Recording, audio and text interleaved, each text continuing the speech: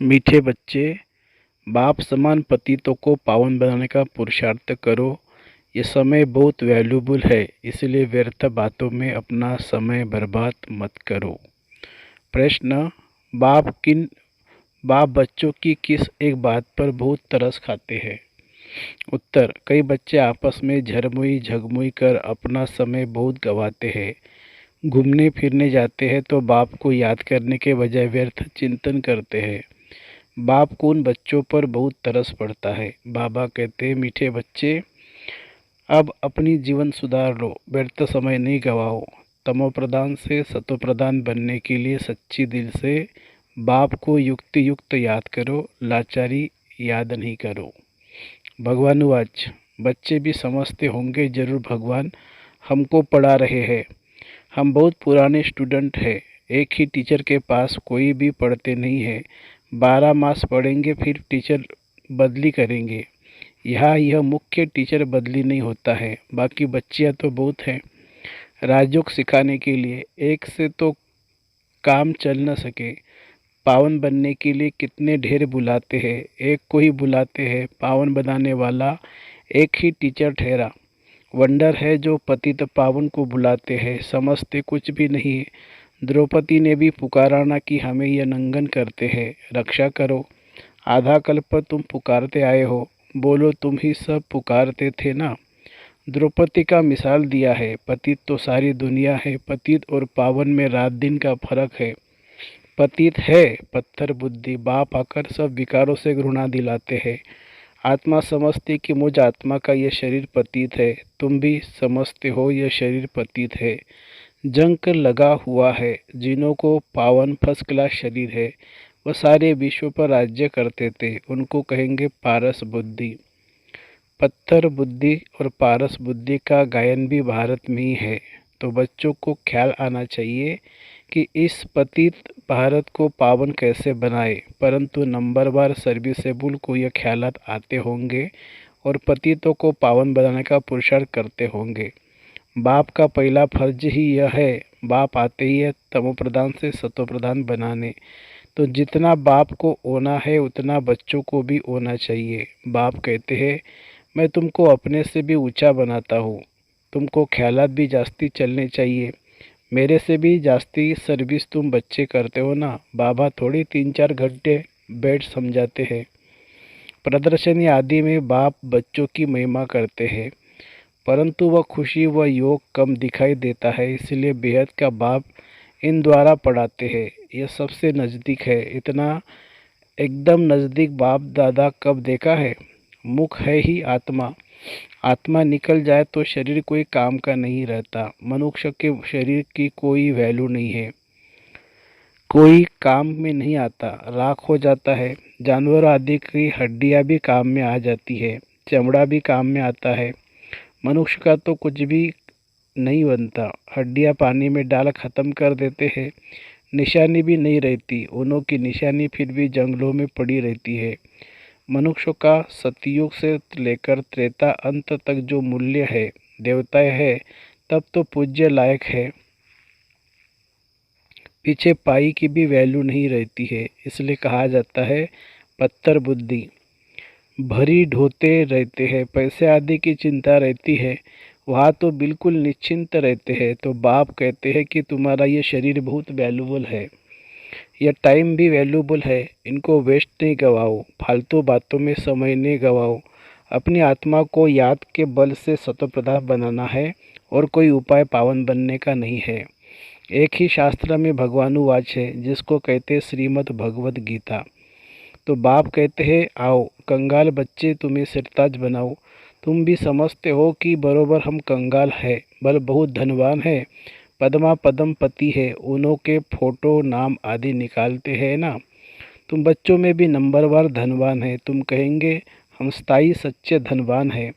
यह है धन की साथ देता, यह धन ही साथ देता है। तुम्हारे आगे वह सब कंगाल है। नाम भल पदमपति आदि है। सदगुरु बाबा ने भी तुम्हारा नाम पद्मा पदमपति अविनाशी रखा है। तुम हो स्वर्ग के पदमपति, वह है नरक के पदमपति। नरक और स्वर्ग को तुम समझते हो, वो पत्थर बुद्धि बिल्कुल ही नहीं समझते। आगे चल तुम्हारे पास आएंगे, जब विनाश देखेंगे तब समझेंगे यह तो पुरानी दुनिया का विनाश हो जाएगा। फिर कहेंगे यह ब्रह्मा कुमार वारिया सच कहते थे। अच्छा, अब तो क्या करना है? कुछ कर नहीं सकेंगे, पैसे आदि एकदम जल मर्ग सब खत्म हो जाएंगे। बम आदि गिरते हैं तो मकान जायदाद आदि सब खत्म हो जाता है ना, शरीर भी खत्म हो जाते हैं। यह तुम देखेंगे कि बड़ा भयानक सीन आने वाला है। उस समय ज्ञान में आ नहीं सकेंगे।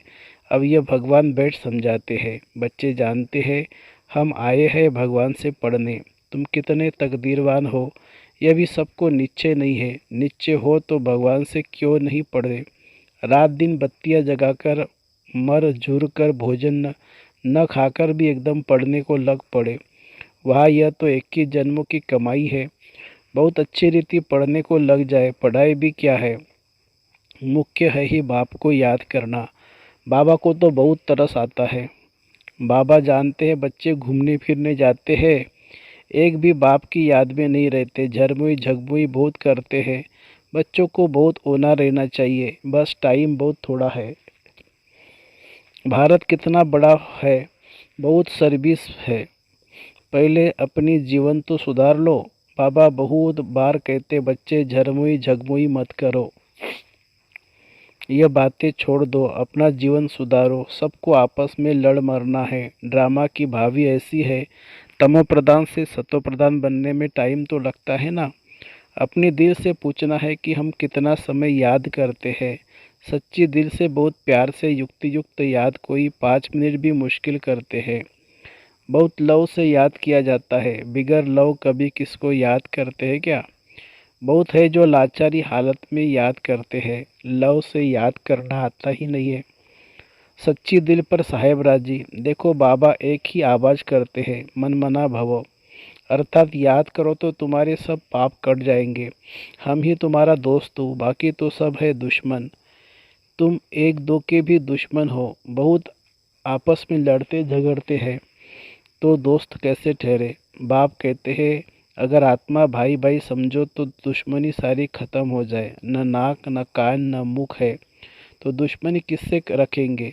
शरीरों को देखो ही नहीं, तुम भी आत्मा वह भी आत्मा, तो दुश्मनी निकल जाती है। बहुत मेहनत है, बिगर मेहनत कुछ मिलता है क्या?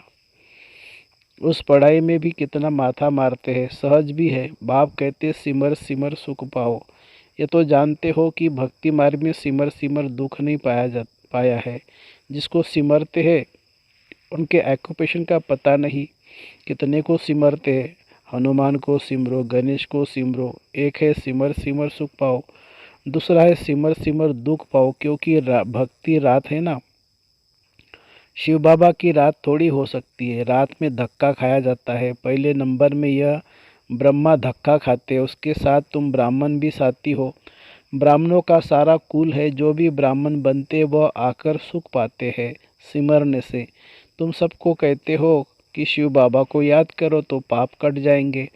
तुम एक बाप का सिमरन करते हो, मनुष्य तो अनेकों का सिमरन करते करते पाप आत्मा बन जाते हैं, सीढ़ी उतरते जाते हैं। अब तुम एक बाप को याद करो अर्थ सहित। बाप कहते हैं मैं आया ही हूँ वर्षा देने, वाह पावन बनाने। अर्थ है ना शिव बाबा पतित पावन है, यह किसी को पता भी नहीं है। कोई आकर बतावे तो सही भी कैसे आकर पावन बनाते हैं। तुम्हारे पास यहाँ बैठे भी पूरी रीति जानते ही नहीं है। माया भुलाने वाली कोई कम नहीं है। तुम खुद कहते हो बाबा हम याद करते हैं, माया भुला देती है। बाबा कहते हैं अरे तुम बाबा को याद नहीं करेंगे तो वर्षा कैसे मिलेगा? बाप के सिवाय कोई वर्षा देगा?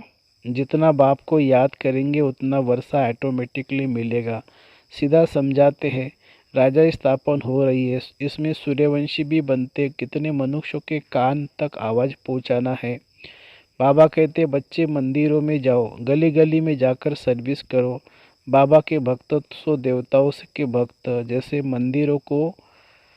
मंदिरों व सत्संगों में बैठे रहते हैं, बुद्धि कहाँ न कहाँ धंधा धोरी मित्र संबंधियों आदि तरफ दौड़ती रहती है, धारणा कुछ भी नहीं।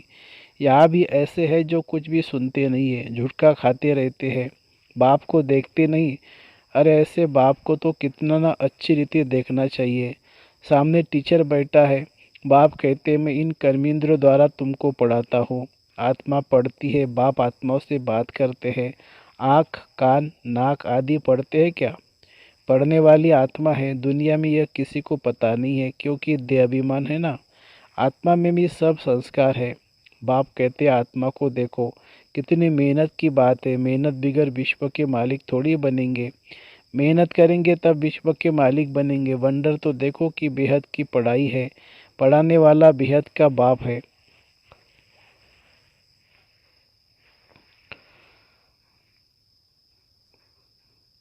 वंडर देखो बेहद की पढ़ाई है। पढ़ाने वाला बेहद का बाप है। राजा से रंक यहाँ तक ही बनते हैं। इस पढ़ाई से जितना जो पढ़ते और पढ़ाते उतना उच्च पद पाते हैं। बाप आते ही ये पढ़ाई बाप आते ही पढ़ाने, पतित से पावन बनाने। बाप को देखते ही नहीं है तो क्या समझना चाहिए? पाई पैसे का पद नौकर चाकर जाए बनेंगे। नौकर चाकर जैसे राजा के पास होते वैसा प्रजा के पास। कहेंगे तो दोनों को ही नौकर पिछाड़ी में करके थोड़ा लिफ्ट मिलती है।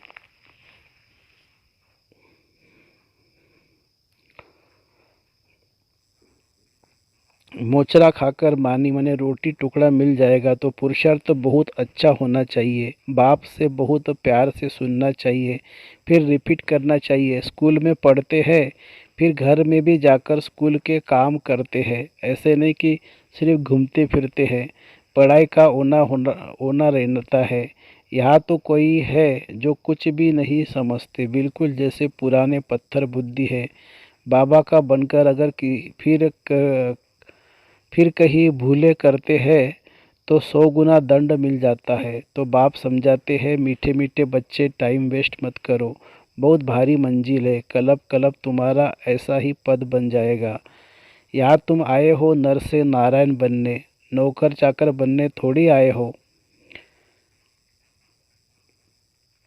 पिछाड़ी में सबको एक्यूरेट साक्षात्कार होगा। हम यह बनने वाले हैं। बुद्धि भी कहती है, जो किसी का कल्याण ही नहीं करेंगे तो वह क्या पद पाएंगे। कोई तो रात दिन बहुत सर्विस में करते हैं। कोई तो बहुत रात दिन सर्विस करते करते प्रदर्शनी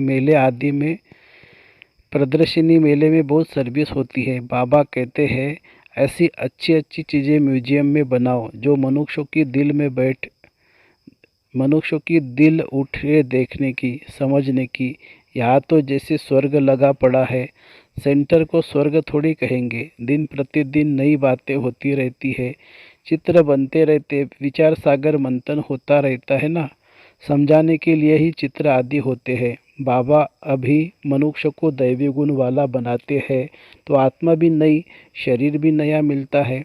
नया माना नया कपड़े, नया माना नया नए कपड़े बदल फिर पुराने थोड़ी पहनेंगे। भगवान आएगा तो जरूर कमाल करके दिखाएंगे ना। भगवान है ही स्वर्ग की स्थापना करने वाला।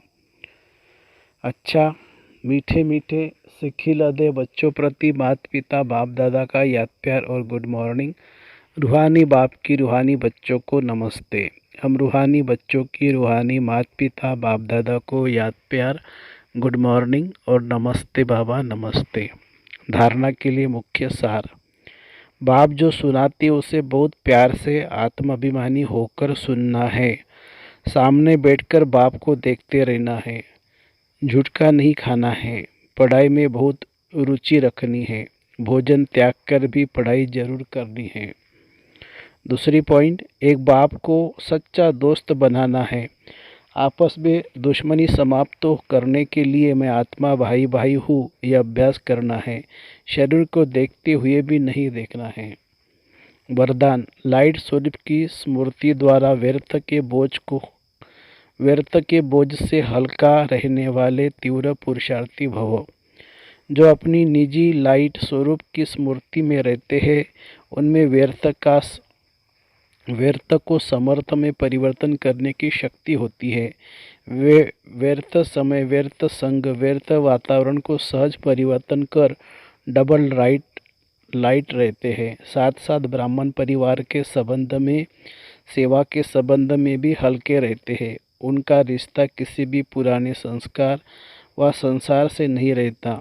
किसी देहधारी व्यक्ति या वस्तु की तरफ उनकी आकर्षण हो नहीं सकती।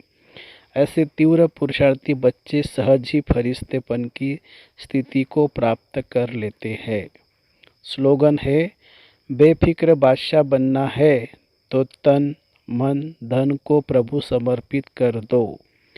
बेफिक्र बादशाह बनना है तो तन मन धन को प्रभु समर्पित कर दो। अच्छा, ओम शांति शांति शांति। शुक्रिया बाबा, शुक्रिया। Thank you Baba, thank you.